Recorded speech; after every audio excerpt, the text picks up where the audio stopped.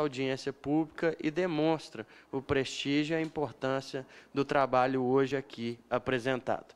Com a palavra, então, o secretário de Educação de Rio Branco, Márcio Batista, por 10 minutos.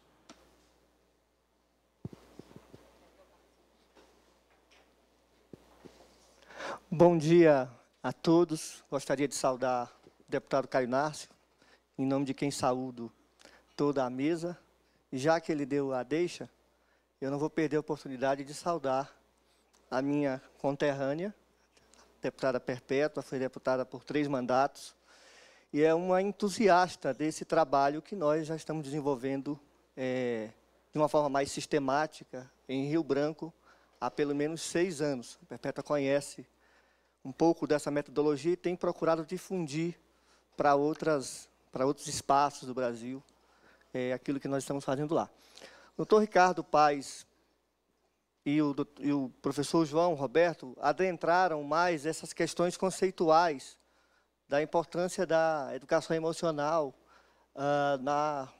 na definição do currículo, de modo que eu até nem vou adentrar muito esse campo, porque eu acho que ele foi muito bem conceituado. Eu vou procurar aqui colocar um pouco essa parte operacional, das estratégias pedagógicas que a gente tem trabalhado na implantação dessa política, né, na rede municipal de Rio Branco. Pode passar. A primeira experiência que nós tivemos foi, inclusive, antecedeu meu ingresso na secretaria, foi já em 2009. Uma escola nossa, que é uma escola situada num território cujos indicadores socioeconômicos são os piores que temos em Rio Branco, um índice de violência crescente, uma área, um território completamente entregue ao tráfico de drogas, à prostituição. A maioria dos alunos eram e, em grande medida, ainda são, filhos de traficantes e prostitutas, e os resultados eram muito ruins. A proficiência dessa escola era uma das mais baixas, um índice de agressividade e violência muito grande, que se manifestava no interior da escola. Então, nós começamos esse trabalho de educação emocional vinculado ao programa Mais Educação. E essa experiência, que foi em 2009, ela repercutiu muito positivamente nos anos subsequentes. Quando eu assumi a secretaria em 2011, eu ouvi falar muito bem da experiência e procurei, então, conhecer a metodologia. De modo que, em 2013, nós desenvolvemos a implantação da educação emocional na nossa rede. Pode passar. Hoje nós começamos em 2013 com aproximadamente 4.000 alunos e fomos evoluindo para, em 2016, já chegar próximo de 10.000 alunos. Algo em torno de 350 professores e algo em torno de 40 coordenadores. Pode passar. Aqui, eu queria retomar um conceito que foi colocado nas falas iniciais, que afirmam que as emoções elas ainda têm um papel muito secundário na estruturação da proposta pedagógica dos sistemas. Porque, na verdade, o que hoje se avalia na educação, e o IDEB é um desses instrumentos, é aquilo que sabem os alunos em língua portuguesa e matemática. Ainda que isso seja o ponto de partida, ainda que isso seja importante, mas avaliar a educação apenas por esses indicadores é uma perspectiva de reduzir a educação. Porque, na verdade, nós precisamos desenvolver novas competências. Uma educação que busque uma formação integral, ela precisa desenvolver nos professores, nos alunos, competências, por exemplo, para conhecer melhor as emoções, regular essas emoções, para que nós possamos, dessa maneira, ter uma evolução no desenvolvimento humano. E um outro equívoco da educação é imaginar, o equívoco da escola, que todos ingressam no mesmo diapasão emocional. Isso não é verdade. A escola não pode se considerar um território impermeável ou impenetrável às violências que se manifestam na relação familiar, na educação familiar. Pais que agridem as mães e que os filhos presenciam, portanto, levam essa carga emocional para o interior da escola. Filhos que veem os pais fazerem uso das drogas ou estarem entregues ao tráfico de drogas, e nós achamos que essas violências, elas não penetram o tecido institucional da escola. Então, essas emoções precisam ser trabalhadas, precisam ser conhecidas. E uma das grandes contribuições que a educação emocional deu para o nosso trabalho em Rio Branco é que nos permitiu redesenhar o currículo. Quando eu coloco redesenhar o currículo, eu estou falando que o nosso currículo passou a incorporar a dimensão emocional no trabalho de formação continuada dos nossos professores, porque a formação continuada até então era limitada a português e matemática, quer dizer, forma para preparar o aluno, não, forma para preparar o professor preparar o aluno para a avaliação externa, Prova Brasil e DEB. Então, nós passamos a colocar no currículo a educação emocional e na formação continuada dos professores também essa dimensão. Isso também fez com que nós ampliássemos o nosso campo de avaliação do ensino e aprendizagem. Nós não estávamos avaliando apenas pelo que sabem os alunos em português e matemática, mas avaliar também o conhecimento, a regulação dessas emoções e a autonomia emocional. Pode passar. Esse trabalho é um trabalho que já tem basicamente 6 anos de existência. E agora, nós estamos partindo para um outro campo, sem desconsiderar o trabalho nas escolas. É que não tem sentido trabalhar os alunos sem que não se faça também um trabalho com as famílias, trabalhar os pais.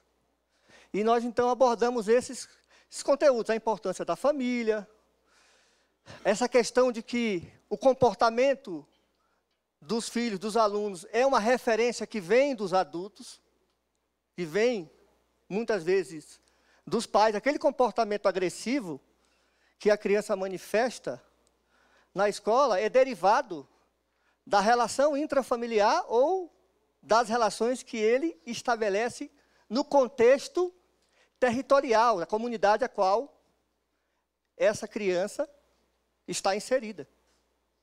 E a escola, portanto, não pode desconsiderar isso, e muito menos nós vamos desconsiderar no trabalho com as famílias. A questão da dificuldade de relacionamento em família, o valor das emoções, esse trabalho, a questão da cultura da paz, e o que eu considero mais importante, nós aqui discutimos as novas configurações da família. Outro grande equívoco que a escola normalmente comete é achar que nós temos um único modelo de família, que é aquela família perpétua. Você tem lá o pai e a mãe e o filho. E o que nós temos hoje é muitas separações, crianças que são criadas com a mãe, não são criadas pelo pai, muitas vezes não têm o pai, perderam o pai para o tráfico e para outros ilícitos. A criança que nem tem o pai, nem tem a mãe, é criada com a avó. E a escola ainda continua insistindo na reprodução de um modelo tradicional de família. Muitas vezes cometendo uma violência emocional, porque faz o dia da família da escola, e aí uma criança vê a outra que tem o pai, que tem a mãe, e ela não tem o pai está ausente, a mãe está ausente, às vezes é a avó que vai. Isso cria um trauma, isso cria feridas emocionais. Então, essa questão das novas configurações de família, a gente trabalha muito forte nesse programa. Pode passar. Aqui, eu queria ler esse depoimento, mas antes eu queria só falar que uma das estratégias que nós trabalhamos na escola, que dá muito certo, é a questão do painel das emoções. O painel das emoções é uma estratégia pedagógica que os nossos professores trabalham nas formações continuadas e que fazem no ambiente da escola. Figuras lúdicas associadas às emoções que as crianças estão sentindo. Então, elas são levadas a falar sobre as emoções e representar as emoções, alegria, tristeza, ansiedade, a partir dessas figuras. E só em falar das emoções, as crianças e os professores já melhoram o seu clima emocional. Vocês imaginem que, eu tenho certeza que a maioria de nós, na nossa trajetória, no nosso percurso escolar, talvez nunca tenham sido instados ou estimulados a falar das nossas emoções de uma forma periódica. Essas aulas de educação emocional nós trabalhamos 2 vezes na semana. São 2 encontros semanais.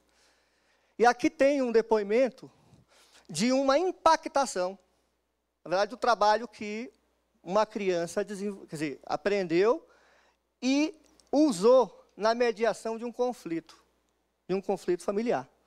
Hoje, minha filha de 6 anos me ensinou tanto que me senti envergonhada. Esse aqui é um relato de uma mãe que procurou a escola para saber o que estava acontecendo. Cheguei muito nervosa em casa e a coloquei para dormir. Fui até a sala e comecei a brigar com meu marido. Mas minha filha ainda estava acordada e ouviu as agressões. Saiu do quarto, foi até onde eu estava e disse: pai, mãe, parem de brigar. Vocês só vão ter paz quando um sentir o coração do outro bater. Enquanto vocês não colocarem a mão um no coração do outro, vocês não vão ter paz. Vou ensinar para vocês como se dá o abraço da paz. Quer dizer, a criança na escola aprende as estratégias de conhecer as emoções, falar sobre as emoções, regular essas emoções e desenvolver uma autoconfiança tamanha, que ela se encoraja para fazer a mediação de conflito que os pais, pela ausência de uma educação emocional, não conseguem fazer. Então, esse é um dos tantos exemplos que nós temos. Eu trouxe esse porque eu acho esse muito ilustrativo e significativo. Pode passar. E um outro é um depoimento, que eu espero que o áudio esteja bom, que é o depoimento de um pai, dentro daquele trabalho da estratégia com as famílias. É um depoimento em que ele muda a percepção e ganha valores, né, de combate à violência e se colocando numa outra perspectiva. Pode. E assim as coisas foram acontecendo. Eu resumo esse momento como a Liga, esse projeto que está sendo implantado esse tempo todo e que eu acredito que vai perdurar por muito mais tempo, com uma palavra: transformação. Ela transforma a cabeça do gestor, ela transforma a cabeça da criança, ela transforma os pais. Essa triangulação de transformação, eu nunca imaginei que o poder público pudesse entrar e fazer acontecer. Porque para mim, a educação era só a gramática, vamos dizer assim. Mas é muito mais do que isso. Ela me transformou porque a partir desse momento que eu tive todas as instruções, eu tenho umas tarefinhas muito bacanas para fazer, para envolver até o vizinho em se envolver, fazer dentro de casa. Isso trouxe uma tranquilidade e pensar assim: poxa, como é simples a gente resolver alguns conflitos. Quem aqui nunca teve conflito, levante a mão, por favor. Então você tem que fazer a Liga para você aprimorar mais ainda. Todo mundo tem conflito. E a Liga trouxe para a gente, trouxe para mim como pai. Gente, todo mundo testemunha aqui, eu podia falar muitas coisas, mas não posso. O tempo de vocês é precioso também. Mas trouxe para mim uma tranquilidade desse ensinamento. de levar as famílias, até no trânsito, a Liga mudou do comportamento. Eu sou representante comercial, ando aqui, ó, de norte a sul desse estado, aí o cara fica buzinando na minha cabeça aqui atrás. Se fosse outro tempo, eu fazia um gesto que eu não posso fazer aqui. Mas a Liga fez isso comigo. E aí a gente vai conhecendo pessoas que têm problemas iguais, a gente vai conhecendo pessoas que têm conflitos com o cônjuge, a gente vai tendo pessoas que têm um filho que é mais peralta, que o filho é mais assim, que é mais ativo. E tudo isso a gente vai se sentindo, vai tranquilizando a nossa mente, tranquilizando o nosso coração, e fala assim, oh Deus, obrigado, tem uma solução. E a Liga traz isso pra gente. Quando o Murilo tem alguns comportamentos, ele tem um comportamento diferenciado. E geralmente a chateação, a raiva, a gente trata com o mesmo sentimento. E não é assim. A Liga trouxe para mim, dentro de casa, como pai, uma oportunidade de ver coisas boas que tem no próximo. Tanto nos pequenos aos maiores. Que às vezes acontece, como foi dito aqui pelo senador, às vezes a pessoa chega no trabalho com algum problema, e a gente olhar além disso, nós somos feitos de emoções, nós somos feitos de sentimentos. É isso. Pode passar.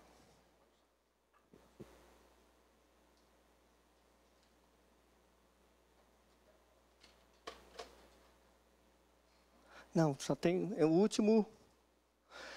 Bem, no fundamental, além desse trabalho de melhorar a formação integral dos nossos alunos e professores, no sentido de melhorar o desenvolvimento humano, nós também tivemos uma melhoria nos nossos resultados no que diz respeito à proficiência. Por uma outra conclusão que nós podemos chegar, que o desenvolvimento da educação emocional melhora o clima emocional. E quando nós melhoramos o clima emocional, nós favorecemos o desenvolvimento da aprendizagem. Quando nós pegamos os resultados de Rio Branco, nós vínhamos numa crescente até 2009, investindo em políticas de formação continuada, melhorando a escolaridade dos nossos professores. 100% dos professores da nossa rede têm nível superior. Mas isso, por si só, não nos levou a continuar crescendo. Nós entramos numa zona de estagnação. Nosso resultado no IDEB de 2011 já foi de oscilação. Foi quando, então, nós entramos com esse trabalho da educação emocional na nossa estratégia pedagógica. E aí nós tivemos um crescimento excepcional.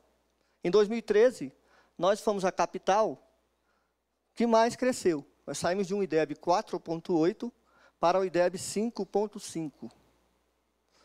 E em 2015, continuamos crescendo. Saímos de 5,5 para 5,8. Nós temos a quarta melhor nota do IDEB entre as capitais.